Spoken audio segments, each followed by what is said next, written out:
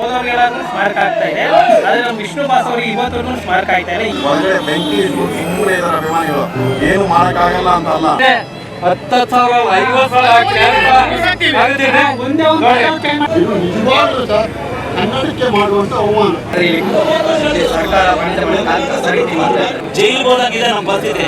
ಇದನ್ನ ಯಾರು ನೋಡ್ಕೊಂತ ಇಲ್ಲ, ಸರ್ಕಾರ ಗಮನಿಸ್ಕೊತಾನೆ ಇಲ್ಲ.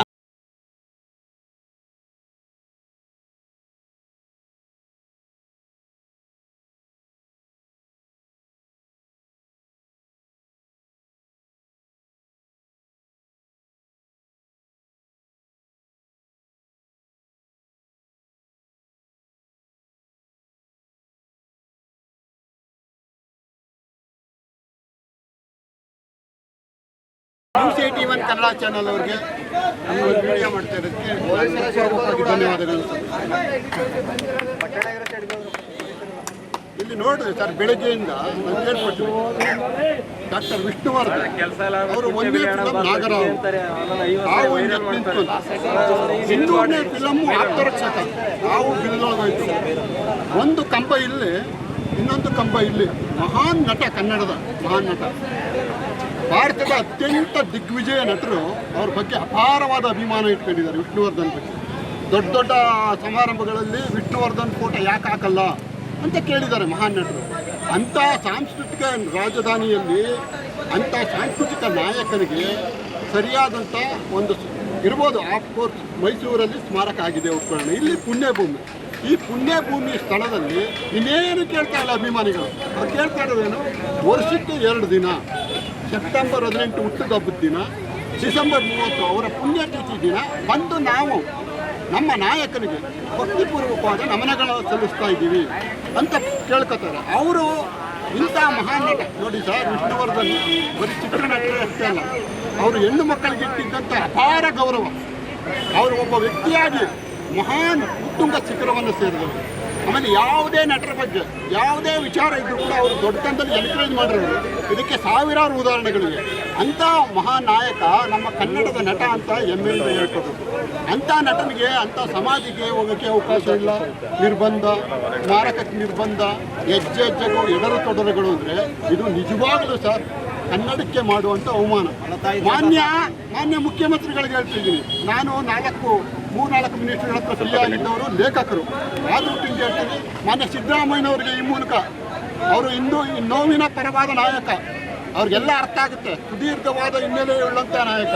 ಅವರಲ್ಲಿ ಅತ್ಯಂತ ಹೃತ್ಪೂರ್ವಕವಾಗಿ ಮನವಿ ಮಾಡ್ಕೊಳ್ಳೋದು ಏನಂದರೆ, ಮೈಸೂರಲ್ಲಿ ಸ್ಮಾರಕ ಆಗಿದೆ ಸಂತೋಷ, ಇಲ್ಲಿ ಕೇಳ್ತಾ ಇರೋದು ಅಭಿಮಾನಿಗಳೇನು, ಸೆಪ್ಟೆಂಬರ್ 18ಕ್ಕೆ ಹುಟ್ಟದ ಹಬ್ಬದ ದಿನ ಮತ್ತೆ ಪುಣ್ಯಭೂಮಿ 30ಕ್ಕೆ ವಿಶೇಷವಾಗಿ ಹಬ್ಬದ ಥರ ಮಾಡ್ತಾರೆ. ಬೇರೆ ದಿನ ನಿರಂತರ ಅವಕಾಶ ಕೊಡಿ, ನಾವು ಬಂದು. ಆಮೇಲೆ ವಿಷ್ಣುವರ್ಧನ್ ಅಭಿಮಾನಿಗಳು ಅತ್ಯಂತ ಶ್ರೇಷ್ಠ ಮಟ್ಟದ ಅಭಿಮಾನಿಗಳು. ಎಲ್ಲ ನಟರಿಗೂ ಅವರದೇ ಅಭಿಮಾನಿಗಳಿದ್ದಾರೆ. ನೀವು ಗಮನಿಸಿ, ಎಲ್ಲ ಶಾಂತಿ ಪ್ರಿಯರು ಅವರಂಗೆ. ಅವರು ಬಂದು ಅತ್ಯಂತ ರಚನಾತ್ಮಕ ಕಾರ್ಯಗಳನ್ನ ಮಾಡ್ತಾ ಇದ್ದಾರೆ. ಈಗ ನೋಡಿ, ರಕ್ತದಾನ ಶಿಬಿರ, ಅನ್ನದಾನ ಶಿಬಿರ ನಾನು 2009ರಿಂದ ನೋಡ್ತಿದ್ದೀನಿ. 15 ವರ್ಷದಿಂದ ನಿರಂತರವಾಗಿ ನಡ್ಕೊಂಬರುತ್ತೆ. ನಮ್ಮಂಥ ಲೇಖಕರು ಬಂದು 100 ಬುಕ್ಗಳು ಕೊಡ್ತೀವಿ. ಅಂಥ ಒಂದು ಸಮಾಜಕ್ಕೆ ಉಪಯೋಗ ಆಗೋಂಥ ಕೆಲಸ ಮಾಡ್ತಿರುವಾಗ ಇದನ್ನು ದಯವಿಟ್ಟು ಇಂದಿನ ಮುಖ್ಯಮಂತ್ರಿಗಳು ಇದನ್ನು ಭಾಳ ವಿಶೇಷವಾಗಿ ತಗೋಬೇಕು. ಇಲ್ಲಿ ಒಂದು ನ್ಯಾಯ ಒದಗಿಸ್ಬೇಕು. ಈ 2 ದಿನಗಳು ವಿಶೇಷವಾಗಿ ಹಬ್ಬದ ಥರ ಆಗಬೇಕು. ಪ್ರತಿದಿನವೂ ಅಭಿಮಾನಿಗಳಿಗೆ ಇಲ್ಲಿ ಅವಕಾಶ ಮಾಡಿಕೊಡ್ಬೇಕು. ಎಂತೆಂಥವ್ರಿಗೂ ಏನೇನೋ ಸಾವಿರಾರು ಎಕರೆ ಭೂಮಿ ಎಲ್ಲ ಕೊಡ್ತಾರೆ. ಇಂಥ ನಮ್ಮ ಮಹಾನ್ ನಾಯಕನಿಗೆ, ಒಬ್ಬ ಸಾಂಸ್ಕೃತಿಕ ಹಿನ್ನೆಲೆ ಇರ್ತಕ್ಕಂಥ ನಾಯಕನಿಗೆ ಕೇವಲ ಕೆಲವೇ ಕುಂಟೆಗಳು ಜಾಗನ ಕೇಳ್ತಿದ್ರು. ಈ ಮನವಿಯನ್ನು ಅಭಿಮಾನಿಗಳು ಎಲ್ಲರ ಪರವಾಗಿ ನಾವು ಮಾಡ್ತಾ ಇದ್ದೀವಿ. ಅತ್ಯಂತ ಒಂದು ಶ್ರೇಷ್ಠ ವ್ಯಕ್ತಿತ್ವ, ಶ್ರೇಷ್ಠ ನಟಿಕೆ. ಇನ್ನು ಮುಂದೆ ಇಂಥ ಮಹಾನ್ ನಟನಿಗೆ ಅವಮಾನ ಮಾಡಬೇಡಿ. ಅಂಥ ಅಭಿಮಾನಿಗಳು ಅತ್ಯಂತ ಉತ್ತಮವಾದ ಅಭಿಮಾನಿಗಳು, ಭಾಳ ಶಾಂತಿಯಿಂದ ತಾಳ್ಮೆಯಿಂದ ಕಾಯ್ತಾ ಇದ್ದಾರೆ. ಇಂಥ ಅಭಿಮಾನಿಗಳಿಗೆ ಅವಮಾನ ಮಾಡಬೇಡಿ. ಅದು ಮಾಡಿದ್ರೆ ಕನ್ನಡಕ್ಕೆ ಅವಮಾನ.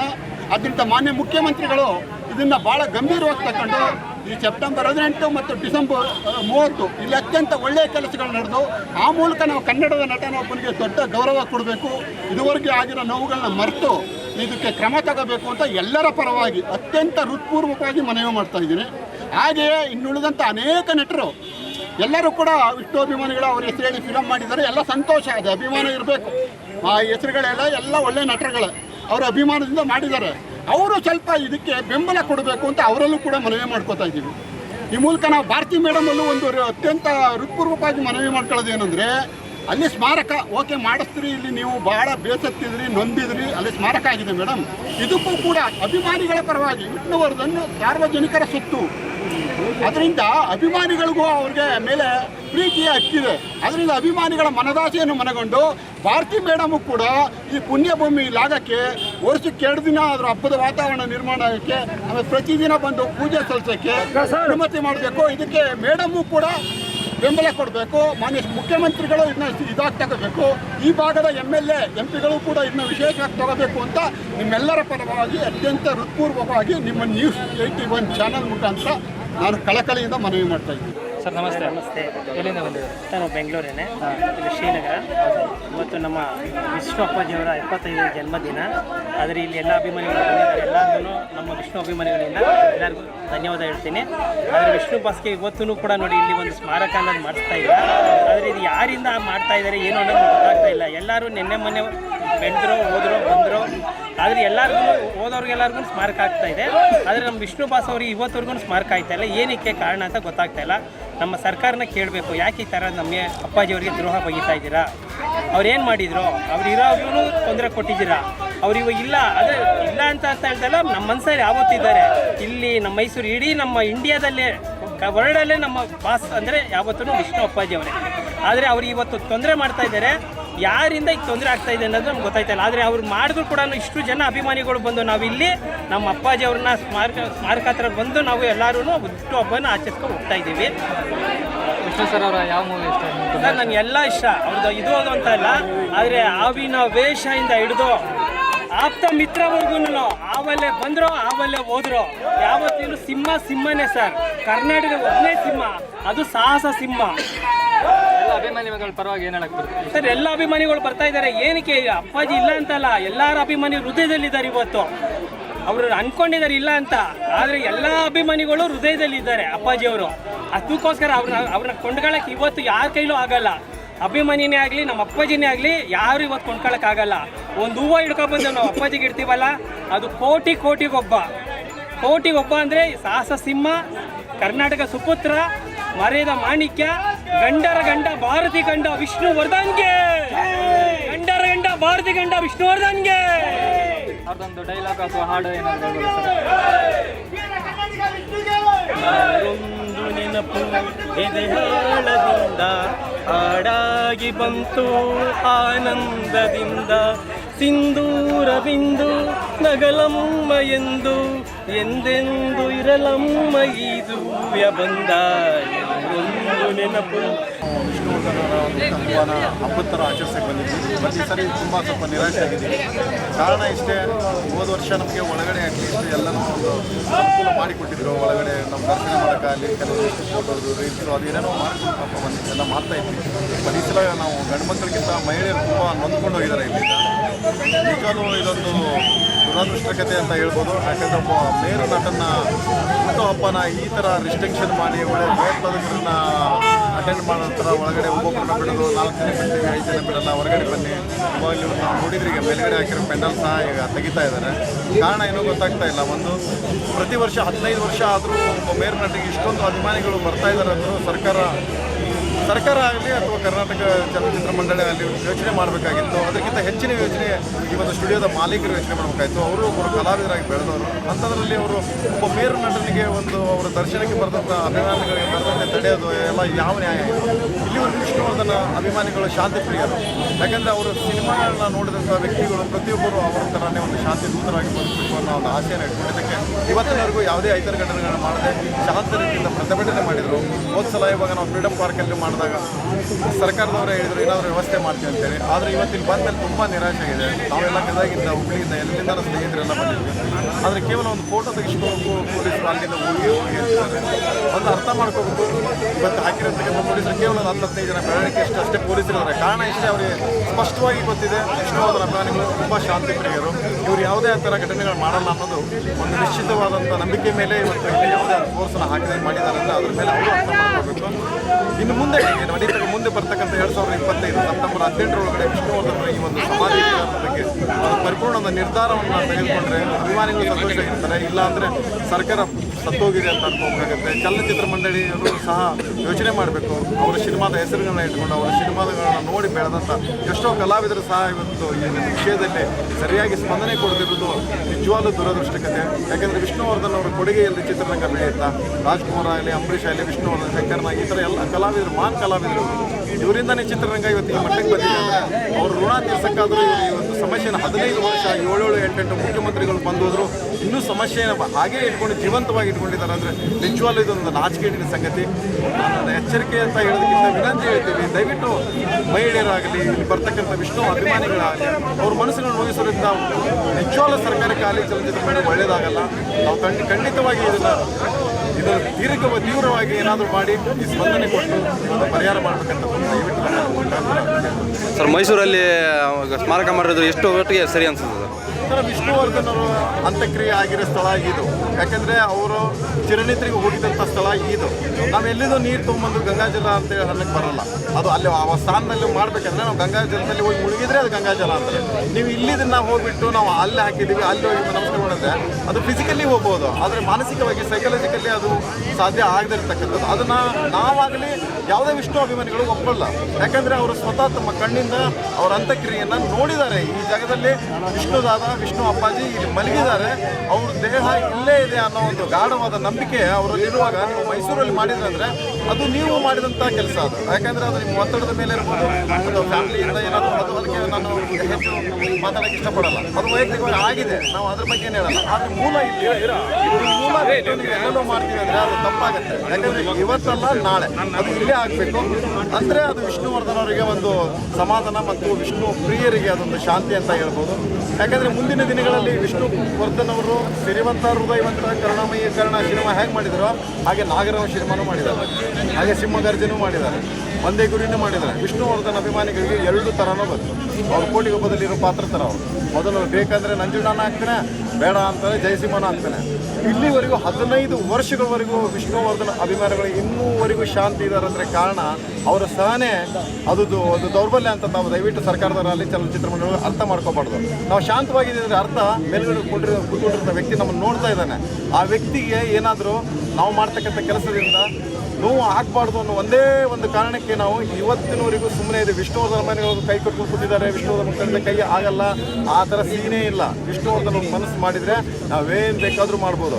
ಕಾರಣ ಇಷ್ಟೇ, ನಮ್ಮಿಂದ ದೂರ ಅಗಲಿದ ಹೃದಯವಂತನಿಗೆ ನೋವು ಆಗಬಾರ್ದು ಒಂದೇ ಒಂದು ಕಾರಣಕ್ಕೆ ಇವತ್ತಿನ 15 ವರ್ಷವರೆಗೂ ನಾವು ಸುಮ್ಮನೆ ಇದ್ದೀವಿ.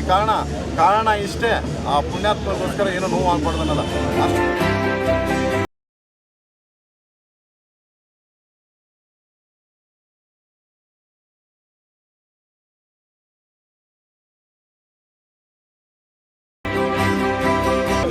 ದೊಡ್ಡಪ್ಪ ವರ್ಷ ಬರ್ತಾ ಇದ್ವಿ, ಅನುದಾನ ಮಾಡ್ತಾ ಇದ್ವಿ, ಜಾಗ ಫ್ರೀಯಾಗಿರೋದು ಅನುದಾನ ಹೊರಗಡೆ ನಡೀತಾ ಇತ್ತು.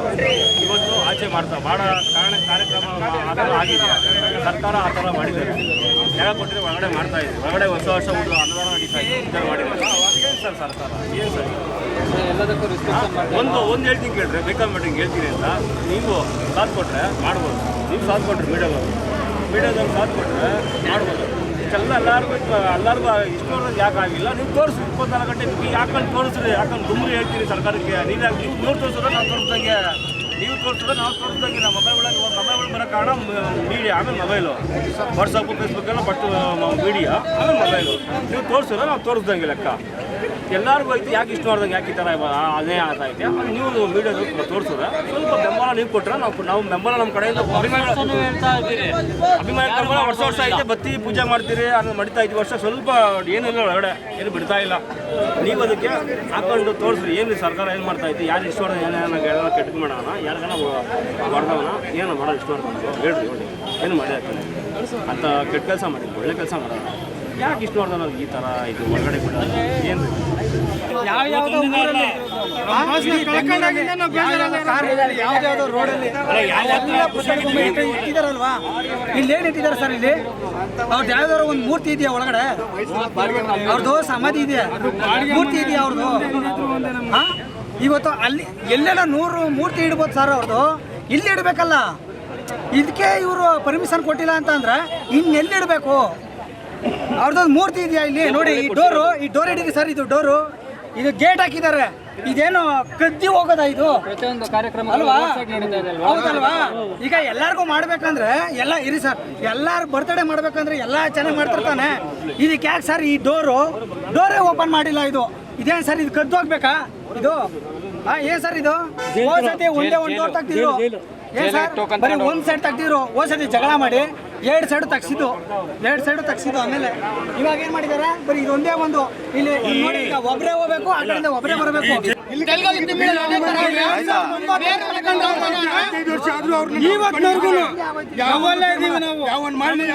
ಸಿಕ್ಕಿಲ್ಲ. ಕನ್ನಡ ಚಿತ್ರರಂಗಕ್ಕೆ ಅವಮಾನ ಸರ್. ಕರ್ನಾಟಕದಲ್ಲಿ ಯಾವನು ಮಾಡ್ತಾರೋ ಯಾವನು ಬಿಡ್ತಾರೋ ನಾವು ಎಲ್ಲ ಜಾಗ ಬಿಟ್ಕೊಡ್ತಾದ್ಮೇಲೆ ಅವತ್ತಿನ ದಿನ ಏನಕ್ಕೆ ಜಾಗ ಬಿಟ್ಕೊಟ್ರು? ಕೈದಿಗಳಿಗೆ ಒಳಗಡೆ ನಿಂತ್ಬೇಕಲ್ಲ ಗೇಟ್ ಹಂಗೆ ಅಭಿಮಾನಿಗಳು ವೀರಾಭಿಮಾನಿಗಳು ಇವಾಗೆಲ್ಲ ಟಿವಿಯಲ್ಲಿ ಏನು ತೋರಿಸಲ್ಲ. ಯಾವ ಪಬ್ಲಿಸಿಟಿ ಇಲ್ಲ ಅಂದ್ರೆ ಜಾಸ್ತಿ ಜನ ಸೇರಲ್ವಾ? ಸೇರ್ತಾರಲ್ವಾ? ಯಾವ ಪಬ್ಲಿಕ್ ಇಲ್ಲ ಅಂದ್ರೆ ಜನ ಸೇರ್ತೀವಿ ನಾವು. ಬಗ್ಗಲ್ಲ ಸಿಂಹ ಯಾವತ್ತಿದ್ರು ಸರ್, ಈಗ ಕೊನೆಯದಾಗಿ ಈಗ ನೀವು ವಿಷ್ಣುವರ್ಧನ್ ಅಭಿಮಾನಿಗಳಾಗಿ ಕೊನೆಯದಾಗಿ ಏನು ಬಯಸಕ್ಕೆ ಕೊಟ್ರೆ ಸಾಕು ಸರ್.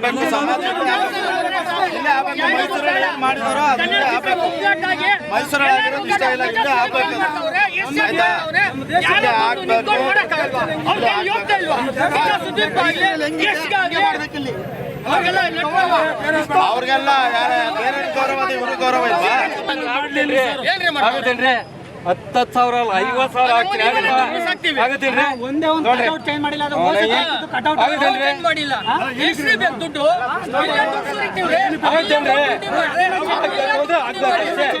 ಏನ್ ಬೇಕಾಗಿಲ್ಲ. ನಾನು ಬಂದಿರೋದಲ್ಲಿ 50,000 ಆಗುತ್ತಾ?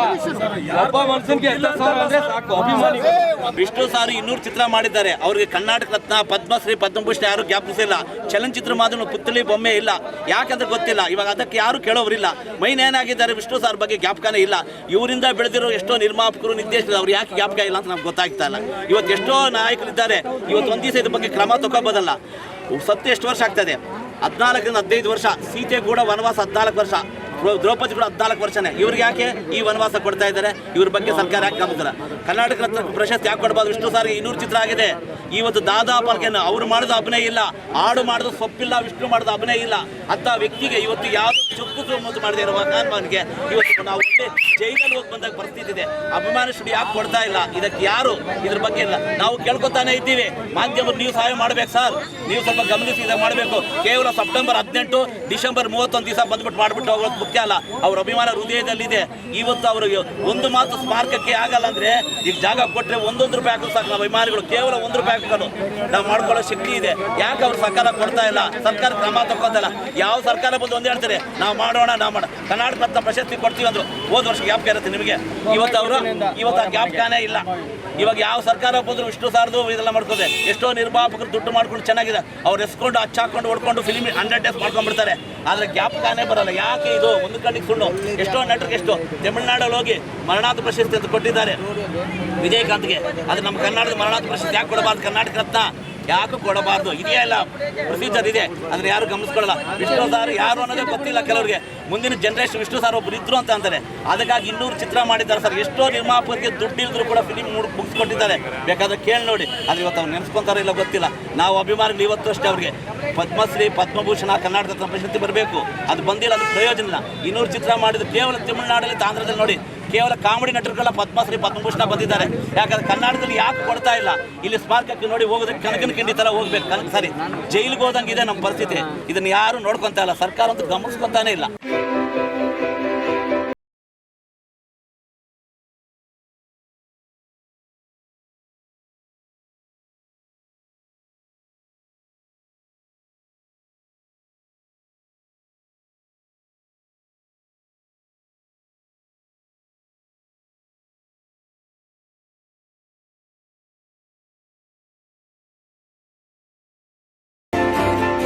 ಸರ್ ನನ್ನ ಹೆಸರು ಸೋಮು, ಚಾಮರಾಜನಗರದಿಂದ ಬಂದಿದ್ದೀನಿ. ಬೆಳಿಗ್ಗೆ ಬಂದು ಕೃಷಿ ಸಾಯಂಕಾಲ ಹೋಗೋದಕ್ಕಿರಲ್ಲ. ಈಗ ಸರ್ಕಾರ ವಾಣಿಜ್ಯ ಮಂಡಳಿ ಸ್ಟಾರ್ಗಳ ಸೇರ್ಕೊಂಡು ನಮ್ಮ ಬಾಸ್ ಮಾಡ್ತಿದ್ದಾರೆ. ಯಾರೋ ಒಬ್ಬ ನಟ ಸ್ಟಾರ್ ದೊಡ್ಡ ಮತ್ತೆ ಬೆಳಿಬೇಕು ಅಂತಂದರೆ ಈಗಿನ ಜನರೇಷನ್ ಬಕೆಟ್ ಹಿಡಿಬೇಕು, ಇಲ್ಲಾಂದರೆ ಯಾವ್ದಾದ್ರು ಮೇರು ನಟನ ಹೆಸರು ತಗೊಂಡು ಹಂಗೆ ಸುಮಾರು ಜನ ಮೇರು ನಟನ ಹೆಸರು ತೊಗೊಂಡವ್ರೆ. ವಿಷ್ಣು ಸರ್ ಒಂದು ಏನೇ ಇದ್ದಂಗೆ ಸರ್, ಅಲ್ಲಿರೋ ಮೆಟ್ಲುಗಳೆಲ್ಲ ಸಿಮ್ಮದ್ದು ಹೆಜ್ಜೆ ಕೂತ್ಕೊಳ್ಳಿ ಸರ್. ಆ ಮೆಟ್ಲು ಹತ್ತನ್ನು ಒಂದು ಒಳ್ಳೆ ಸ್ಟಾರ್ ಆಗ್ತಾರೆ ಸರ್. ಸ್ಟಾರ್ ಆದಮೇಲೆ ಆ ಏನೇನು ತಗೊಂಡು ಎಲ್ಲ ಮೂಡೋದು ಬಿಸಾಕ್ತಾರೆ. ಅವಾಗ ಬೇಕಾಗುತ್ತೆ ಏನೇ ನೆನಪಕ್ಕೆ ಬರ್ತದೆ, ಆಮೇಲೆ ಯೂಸ್ ಆದಮೇಲೆ ಬಿಸಾಕ್ಬಿಡ್ತಾರೆ. ಹಂಗಾಗಿದೆ ಈಗ ಪರಿಸ್ಥಿತಿ. ಯಮಧರ್ಮರಾಯ ವಿಷ್ಣು ಸರ್ನ ಮೇಲೆ ಕರ್ಕೊಂಡು ಸ್ವರ್ಗದಲ್ಲಿ ಚರ್ಚೆ ಮಾಡ್ತಾರೆ. ಏನಂತ ಚರ್ಚೆ ಮಾಡ್ತಾರೆ ಅಂದರೆ, ಅಬ್ಬಬ್ಬ ಏನೇಯ ನಿನ್ನ ಅಭಿಮಾನಿಗಳು ವರ್ಷಕ್ಕೆ 2 ಹಬ್ಬ ಮಾಡ್ತಾರೆ ಕಣೆಯ ನಿನಗೆ. ಇಂಡಸ್ಟ್ರಿ ನನ್ನ ಮಗನೂ ಆಚರಿಸಲ್ಲ, ಆ ಥರ ಹಬ್ಬ ಆಚರಿಸ್ತಾರೆ. ಒಂದು ನೀನು ಹುಟ್ಟುತ್ತೀರ, ಇನ್ನೊಂದು ನಾನು ಕರ್ಸ್ಕೊಂಡಿದ್ದೀನಿ. ಇಂಡಸ್ಟ್ರಿ ನನ್ನ ಮಗನೂ ಆಚರಿಸಲ್ಲ. ಅದೇ ಅಭಿಮಾನಿಗಳು, ನಿಮ್ಮ ಅಭಿಮಾನಿಗಳ ಮನೆಯಲ್ಲಿ ಅಣ್ಣನ ತಮ್ಮನು ಅಕ್ಕ ಬಂದು ಬಳಗ ರಿಲೇಷನ್ ಯಾರೇ ಸತ್ರು ಇವತ್ತು ನಾಳೆ ಮರ್ತೋಗೋ ಈ ಕಾಲದಲ್ಲಿ 14 ವರ್ಷ ಆಯ್ತು ನಾನು ಇಲ್ಲಿ ಕರ್ಕೊಬಂದು. ಆದರೂ ಅಭಿಮಾನಿಗಳು ನಿನ್ನ ದೇವ್ರ ಥರ ಪೂಜೆ ಮಾಡ್ತಾರೆ. ಆದರೆ ಇಲ್ಲಿ ಸರ್ಕಾರ ವಾಣಿಜ್ಯ ಮಾಡಿ ಕಾಲ ಕಸ ರೀತಿ ಮಾಡ್ತಾ ಇದ್ದಾರೆ. ಯಾವ ಥರ ಮಾಡೋದು, ಯಾರೋ ಒಬ್ರು ಅಣ್ಣ ತಮ್ಮ ಇಬ್ಬರು ಕಚ್ಚಾಡ್ತಿದ್ದಾಗ ಅಲ್ಲೊಬ್ಬ ಹಿರಿಯ ಕೆಲಸ ಹೇಳ್ತಾನೆ, ಆಸ್ತಿ ವಿಚಾರಕ್ಕೆ ಯಾಕೆ ಕಚ್ಚಾಡ್ತಾರೆ, ಯಜಮಾನ ಮೂವಿ ನೋಡ್ಬಿಟ್ಟು ಅರ್ಥ ಮಾಡ್ಕೊಡ್ರು. ನಮ್ಮ ಬಾಸಿ ಹೇಳ್ಕೊಟ್ಟವ್ರೆ, ಅಣ್ಣ ತಮ್ಮರು ಹೆಂಗಿರ್ಬೋದು ಮನೆಗಿದ್ರೆ ಅಂತ ಯಜಮಾನ ಇರ್ಬೋದು ಹೇಳ್ಕೊಟ್ಟವ್ರೆ, ಅದು ಅರ್ಥ ಮಾಡ್ಕೊಡ್ರು ಅಂತ ಬುದ್ಧಿ ಹೇಳ್ತಾನೆ. ಎಷ್ಟೋ ಜನ ತಾಯಿಯಂದ್ರು ಕೋಟಿಗೊಬ್ಬ ಸಿನಿಮಾ ನೋಡ್ಬಿಟ್ಟು ಈ ಥರ ಮಗನ ದೇವ್ರಿಗೆ ಅರ್ಕೆ ಕೊಡ್ತಾರೆ. ಅಷ್ಟೇ ಯಾಕೆ ಸರ್, ಎಷ್ಟೋ ಜನ ಅಕ್ಕ ತಂಗಿರಲ್ಲ ಹೃದಯವಂತ ಮೂವಿ ನೋಡ್ಬಿಟ್ಟು ಈ ಥರ ಸಿಕ್ಕರೆ ನಂಗೆ ಈ ಥರ ಅನ್ನ ಸಿಗಬೇಕು ಅಂತ ದೇವ್ರಿಗೆ ಅರ್ಕೆ ಕಟ್ತಾ ಇದ್ದಾರೆ ಸರ್. ಇವಾಗ ವಿಷ್ಣು ಸರ್ ಒಂದು ಸಾಂಗ್ ಹೇಳೋರೆ, ತುತ್ತುವನ್ನ ತಿನ್ನೋಕೆ ಒಗಸಿ ನೀರು ಕುಡಿಯೋಕೆ ಅಂಗೈಲಗದ ಜಾಗ ಸಾಕು ಆಯಾಗಿರೋಕೆ ಅಂತ ಸಾಂಗ್ ಮುಖಾಂತರ ಎಲ್ಲರೂ ತಿಳಿಸ್ಕೊಟ್ಟು ಅಂಗೈಲಗದ ಜಾಗ ಕೊಡ್ತಿಲ್ಲ, ಭಾಳ ಅನ್ಯಾಯ ಮಾಡ್ತಾ ಇದ್ದಾರೆ. ಸಾಂಗ್ ಮುಖಾಂತರ ಹೇಳಿದಿರುತ್ತೆ ಅಂಗೈಲಗದ ಜಾಗ ಕೊಡ್ಬೇಕು, ಆತ್ಮ ಕೊಡ್ತಾ ಇದ್ದೆ. ಈಗಲೂ ನಮ್ಗೆ ಬೇಜಾರಾಗುತ್ತೆ. ಎಲ್ಲ ನಟರಿಗೂ ಒಂದು ಅವಕಾಶ ಕೊಡ್ತಾರಂತಾನೆ. ಯಾರೋ ಒಬ್ರು ನಟರು ಸರ್ ಒಂದು ಸಿನಿಮಾ ಮಾಡ್ತಾರೆ ಸರ್, ಮಾಡಿ ಸರ್ ಖುಷಿ ಸರ್. ಸುಮಾರು ಜನ ಬಳಸ್ಕೊಂಡವ್ರೆ, ಅವ್ರ ಹೆಸರು ಹೇಳ್ಬೇಕಾಗಿಲ್ಲ, ಅಭಿಮಾನಿಗಳು ಗೊತ್ತು ಯಾರ್ಯಾರು ಬಳಸ್ಕೊಂಡವ್ರು ಅಂತ. ಸಿನಿಮಾ ಮಾಡ್ತಾರೆ, ಒಂದು ಟೈಟಲ್ ಹೇಳ್ತಾರೆ, ಒಂದು ಮಾತು ಹೇಳ್ತಾರೆ ಸರ್, ಒಂದು ಡೈಲಾಗ್ ಹೊಡಿತಾರೆ. ಏನು ಕಿವಿ ಇಂಪಾಗುತ್ತೆ ಸರ್ ಅವ್ರ ಮಾತುಗಳು. ಏನು ಹೇಳ್ತಾರೆ ಅಂದರೆ, ನಾನು ಚಿಕ್ಕ ವಯಸ್ಸಿಂದ ಅವ್ರ ಅಭಿಮಾನಿ, ಅವ್ರ ಸಿನಿಮಾ ನೋಡ್ಕೊಂಡು ಬೆಳೆದ ಅವ್ರ ಕೈ ಹಿಡ್ಕೊಂಡೇ ಬೆಳೆದೆ ಅಂತ ಸುಮಾರು ಡೈಲಾಗ್ಗಳು ಕೂಸಿ ಬಿಡ್ತಾರೆ ಸರ್. ಆಮೇಲೆ ಆ ಡೈಲಾಗ್ ಹೊಡ್ತಾರೆ ಅವ್ರ ನಟರುಗಳು ಲಂಚ ಹಾಕ್ಸ್ಕೊತಾರೆ, ಡಾಟಾ ಹಾಕ್ಸ್ಕೊಂಡು ಅವರೆಲ್ಲ ಸಿನಿಮಾ ಮಾಡಬೇಕು. ಈಗ ಯಾರು ನಟರು ಬಂದಿಲ್ಲ ಸರ್, ಭಾಳ ಅನ್ಯಾಯ ಮಾಡ್ತಾ ಇದ್ದಾರೆ. ಆಮೇಲೆ ವಿಷ್ಣು ಸರ್ಗೆ ಇಚ್ಚಿದ್ಗೆ ಬ್ಯಾನರ್ ಹೊಡೆದಾಕೋದು, ಸ್ಟ್ಯಾಚು ಹೊಡೆದಾಕೋದು ಎಲ್ಲ ಮಾಡ್ತಾ ಇದ್ದಾರೆ. ಮೇಲೆ ಒಬ್ಬ ಭಗವಂತ ನೋಡ್ತಾ ಇರ್ತಾನೆ, ಸ್ವರ್ಗ ನರಕ ಎಲ್ಲ ಮೇಲಿಲ್ಲ ಕೇಳು ಜನಕ, ಇಲ್ಲೇ ಕಾಣಬೇಕು ಉಸಿರೋ ಕೊನೆ ತನಕ. ಮೇಲೆ ಭಗವಂತ ನೋಡೇ ನೋಡ್ತಾನೆ, ಒಳ್ಳೇದಕ್ಕೆ ಕೆಟ್ಟದ್ದೆಲ್ಲ ನೋಡೇ ನೋಡ್ತಾನೆ. ನೋಡೇ ನೋಡ್ತಾನೆ. ಕನ್ನಡ ಬಾವುಟಕ್ಕೆ 2 ಬಣ್ಣ, ಕರ್ನಾಟಕಕ್ಕೊಬ್ಬರೇ ವಿಷ್ಣು ಅಣ್ಣ. ಆ ರೀತಿ ಹೇಳಿ ಕನ್ನಡ ಬಾವುಟ ಎಂದೆಂದಿಗೂ ನಿಲ್ಲದೆ ವಿಷ್ಣು ಅಭಿಮಾನಿಗಳ ಆರ್ಭಟ. ಒಂದೊಂದಲ ಒಂದು ಈ ಪುಣ್ಯಭೂಮಿ ನಮ್ಮದು, ಕೇಳೋರು ಬಂದು ನಮ್ಮ ಭಾಷೆ ಮಾತಾಡಬೇಕು ಅಂತ ನೀವು ಅರ್ಥ ಮಾಡಿ. ಮೈಸೂರಲ್ಲಿದೆ ನಮ್ಮನೆ, ಮೈಸೂರಲ್ಲಿದೆ ಸುಮ್ಮನೆ, ಇಲ್ಲಿದೆ ನಮ್ಮನೆ. ಹೇಳಕ್ಕೆ ಇಷ್ಟಪಡ್ತೀನಿ.